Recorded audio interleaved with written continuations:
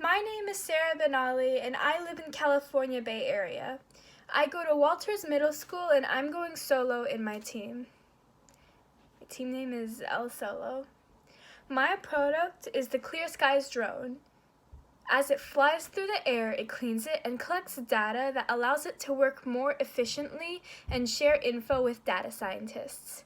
The idea for this product came when I was thinking about what problems are in the world and what could be done to help the situation. Pollution in the air is a big problem.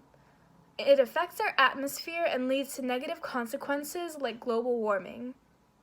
Therefore, it's important to work on and fix this problem before it becomes too big to handle. To fix this problem, we need something that clears the air. Something that knows where the biggest carbon emissions happen and can automatically go there and help clear the air at its source.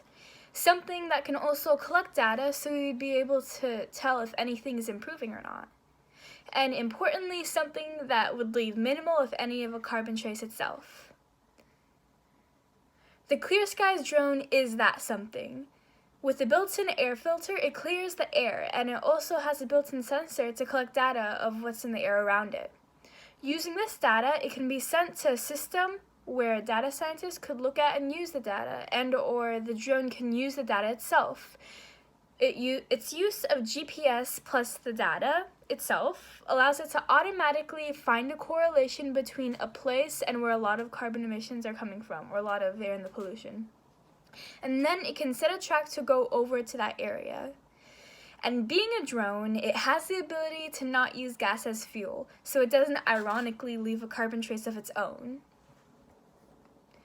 To restate some of the basics of the Clear Skies drone, it collects data from the air, which can be sent to data scientists, or it can use the data itself.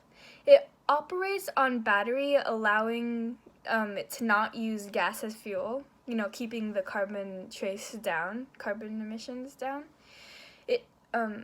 Using GPS and the data it collected, it finds a connection between a certain place and certain places and certain associations with data previously collected. It has the ability to automatically do stuff by itself, decided on what it's calculated to have the best outcome. Like as previously mentioned with the correlations it makes between certain data and areas, it can set a track itself to cover a certain area. However, there are options to control the drone by hand, if you don't want it automatic. To add on, since it can run by itself, meaning plenty of these can be in the sky without being manually controlled, unless one wants to, all that needs to be required is supervision at the most.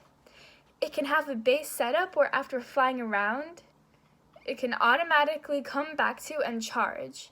Since it's going around filtering the air, there's a feature in the base where it can automatically dispose of any toxic waste that comes from the filters, and keep it in a container that can be later taken out and properly gotten rid of.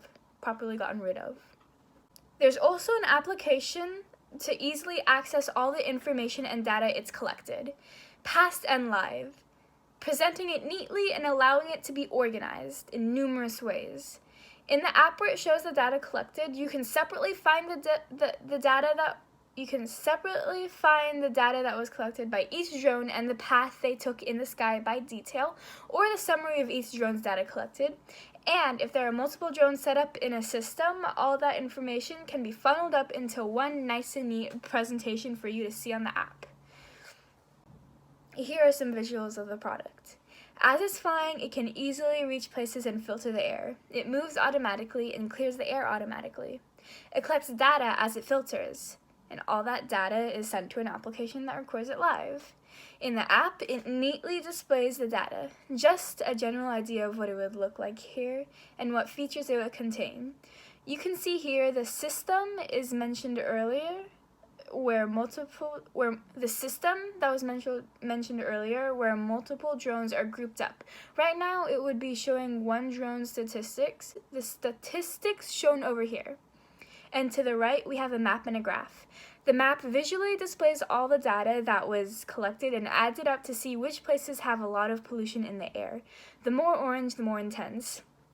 Of course, coal power plants in cities would have more over forests, though the map can be zoomed in a little closer, for more specified results, or if the drones have a far enough reach, they can zoom a little farther out.